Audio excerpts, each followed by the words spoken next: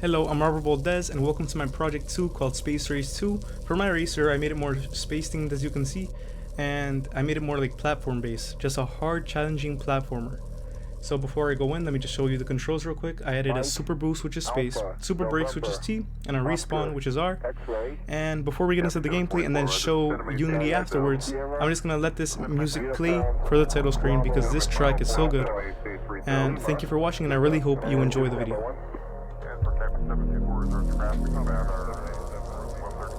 That's 12:31 o'clock, episode 24 now. 37:31 left. Episode 24, maintain visual separation. The Canada Cleavage will approach only 4 right. 5, 4, 3, 2, 1. Ignition.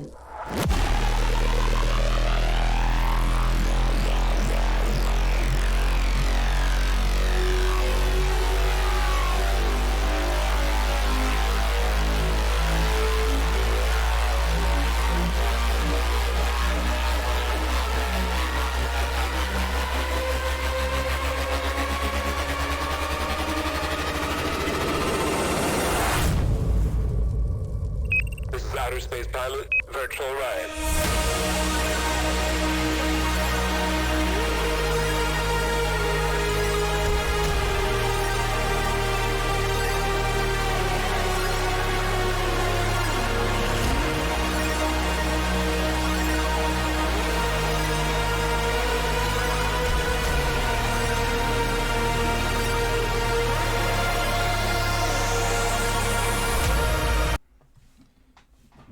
Okay, I hope you enjoyed that track. Let's get right into the game. As you can see, we're on the moon now and we have star tracks, and we're trying to use the ramps to get to the other platforms and make all the checkpoints before the time runs out.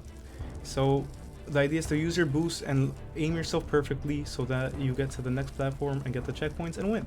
So here's the boost, and as you can see, that was a bad launch. So if you do get a bad launch, this is where you press R to respawn and reload and try again. And our time's ticking. We have 30 seconds left. It's not looking too good, but we can show the loose screen, so that's okay. But that was a nice launch. So then when you have too much speed, that's when you use your press T and use your super brakes to stop yourself in your tracks.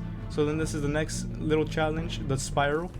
Since this space car is very hard to drive, this is actually a pretty hard challenge, but I've played this thing so many times just because of the challenge, so I've gotten used to it. And now let's try and get up there. Hopefully, I think we might be lined up. Let's just go for it. We're running out of time though. And okay, that was a bad launch, but we're gonna be able to see the losing screen, so I guess that's okay. Time out.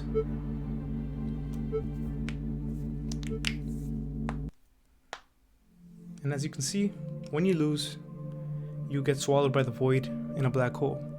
And the music is very ominous because you've been consumed by the void and wondering just why and how did you get here.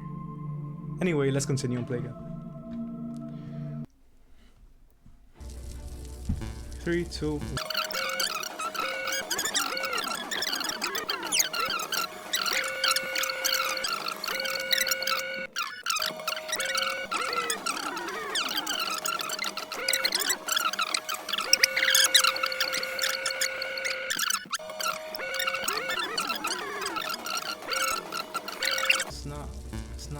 It's not bending to me at all. Okay, this is the one.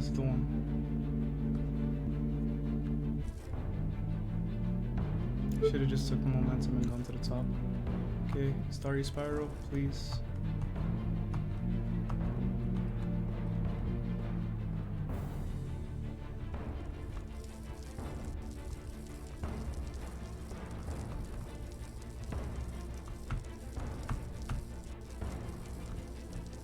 This is the hard part.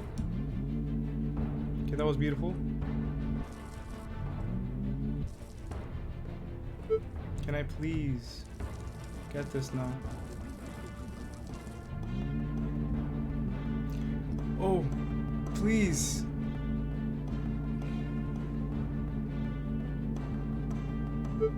Let's go! We did it! Oh my gosh, yes. Yes. That took way too long. But I just showed it. It's possible. And that's what makes these challenging games so amazing. Because once you get it done after so many tries, I've already tried like for way too many tries, it's so satisfying when you beat it. And this is the win screen. It's the music, amazing music. I'm so relieved, I'm so grateful that I finally beat this. I'm probably gonna cut it for the video, but I probably have more than an hour just stuck in this endless loop. So I just want to say thank you for the person watching. Thank you to everybody. Thank you, world, for allowing me to finish this challenging game. That is like getting over it and those other hard, challenging games. Thank you. I never want to see the void again. Okay. That took way too long, but let me just show you guys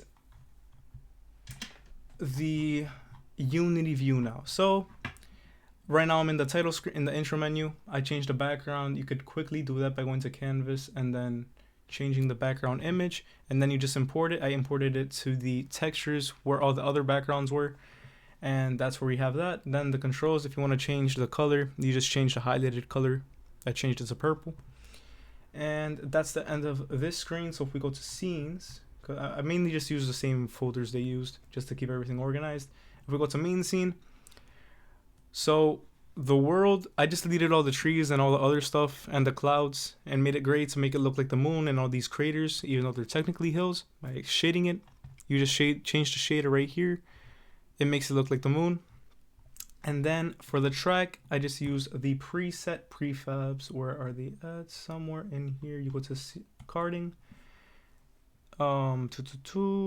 We go to modular track, and then you pick it. And again, I just chose the color. I changed the material to this golden color to again be like a star road. Then these ramps are also just parts of these prefabs, and they were, I believe, is it props? Yeah, and props, jump wraps right there. So then I just moved around. That track is also on the props. I just moved around the checkpoints which it has, and by moving them, you automatically add it to the game and adds it to the score. And then I just added them over here, and this is pretty much that stuff. I scaled it up for that checkpoint, and that's this. So then if I go to the player, you might be wondering, okay, how did I make it a hoverboard? So the cool thing about that is that if you go right here to karting and to these add-ons right here, there were a bunch of different ones, but basically all you have to do is you pick the cart you want. So I wanted the hover cart. I put it here. You drag it on, and then it's gonna have the same controls as the player, and because it's literally just a player prefab. But the one thing you want to change is to go to the cinema machine and make it follow the hover cart, or the new thing you added, and then you'd have it follow right here the cart bouncing capsule. If you extend this player, there is the cart bouncing capsule, and you'll have it follow that. So then for you to change the character, it's the same thing, very similar. You just go here and find like a character that you like. So there's a chicken, there's a cat. So what I did is I got the cat right here. You take the prefab of the cat character, the cat body, and then you just put it here, because normally there's a character template. So you put it in that spot, which is right here. It's in cart visual. It had player template before, but I just switched it to this new player idle. It'd be right here, and put the cat racer body, and that automatically has animations too, which is pretty cool. And so as for scripts, what I did is, if we go into the hover cart player and scroll down, I added a new script called right here. It's called boost, but I did rename it to additional controls. And here I just added the different things. So I added the rigid body, or I mean, I didn't add it, but I took the rigid body, right? I got the component. And for the restart, I just got the original transform position of when you spawn in. So then right here in the update just means that it's checking. It continuously checks as the game goes on. For if there's a space bar, the rigid body gets a bunch of force added to it. So for the boost power, I had it as 1,000. If you press T for the super brakes, it just makes your velocity, the rigid body velocity 0 in all accounts, which is what freezes you.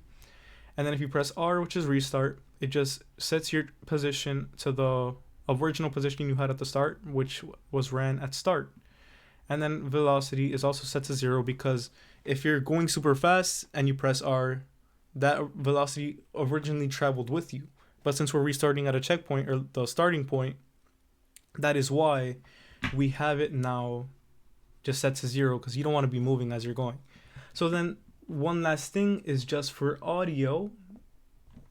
For here, there was its own audio block. If I can find it right here, background music. If you want to change your audio, you just change the audio clip right here. And I imported all my audio sounds here to the same spot, so it's all organized. And if we go to scenes and the other screens, they're very similar to the intro menu and the win scene. So for the intro menu, again, I just changed these for the colors and the background image right here with the wormhole. And then for the loot, this is the loot scene, right? So then for the win scene, same idea. We get the background image and we get we change the colors. And then if we go to the intro menu one more time, for all of these things, they also have the same audio source as I showed. That's how they have their audio. You just have an audio source and put your audio clip, and that's how that works. Let's not do that. And that is everything, I'm pretty sure. So then doing all of that coming together is how we got this project that we have. And then to change the model at the start, wait, right, of course. So for the controls, if you press controls, you would see the controls before, because I added it right here. I just copied the title, that text, and copied it into where the control is, controls image, and more controls. And that's why you see the controls when I put the menu, and here's the text that you would edit. And then lastly, for the title screen, the title text, you just edit it right here. And for the player, you just put your player where the other player was, and make sure to give it the rotating script so we could rotate on the axis. And that is everything. That is all I did for my project 2. I hope you enjoyed the video, and I hope you have a good day. Thank you for watching.